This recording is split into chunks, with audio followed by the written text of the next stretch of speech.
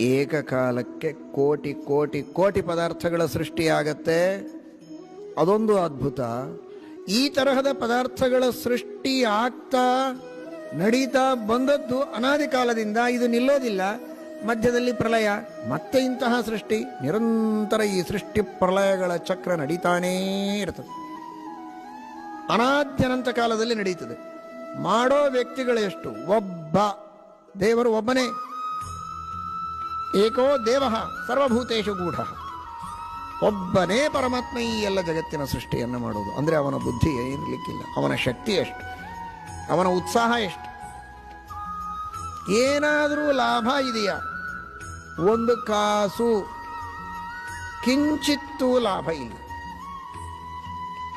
ಕೇವಲ ಜೀವರ ಉದ್ಧಾರಕ್ಕಾಗಿ ದೇವರು ಇಂತಹ ಜಗತ್ತಿನ ಸೃಷ್ಟಿಯನ್ನು ಮಾಡ್ತಾನೆ. ಅದು ಕಾರುಣ್ಯ ಎಷ್ಟು, ಆ ಉತ್ಸಾಹ ಎಷ್ಟು, ಆ ಶಕ್ತಿ ಎಷ್ಟು.